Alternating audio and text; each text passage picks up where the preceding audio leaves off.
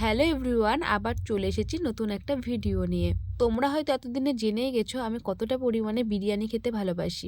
বিরিয়ানি পেলে আর আমার কিছুই চাই না। এমন অনেক মানুষ আছে যারা বিরিয়ানি খেতে ভালোবাসে না। আমি জানি না কেন তারা বিরিয়ানি খেতে ভালোবাসে না। এতটা ভালো খাবার তারা কিভাবে পছন্দ না করে থাকতে পারে।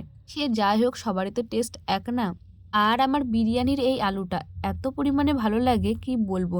এই আলুটা না দিলে মনে হয় বিরিয়ানিটা অপূর্ণই থেকে যাচ্ছে। আমি অনেকবার চেষ্টা করেছি বিরিয়ানির আলু ছাড়া বিরিয়ানি খাওয়ার, কিন্তু আমার একদমই ভালো লাগেনি।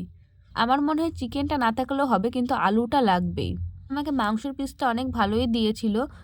আর আমাদের করিমপুরের সব জায়গাকার বিরিয়ানি অনেক টেস্টি হয়। আমার মনে হয় কোনো জায়গায় একটু বিরিয়ানি খারাপ হলেও আমি হয়তো বুঝতেই পারবো না, আমি এতটা ভালোবাসি। তাও মনে হয় ভালো লাগবে। অনেকে বিরিয়ানি আর ফ্রাইড রাইস চিকেন কষার সাথে তুলনা করে, তবে আমার মনে হয় এর তুলনা না করলেই চলে। আমার মনে হয় এই দুটো কম্বিনেশনের মধ্যে তুলনা করা চলে না। বিরিয়ানির আলাদা টেস্ট, আর ফ্রাইড রাইসের মতো টেস্ট। ওটা তো একদম মিষ্টি মিষ্টি খেতে। আমার দুটোই ভালো লাগে, তবে অল টাইম বিরিয়ানি ফেভারিট।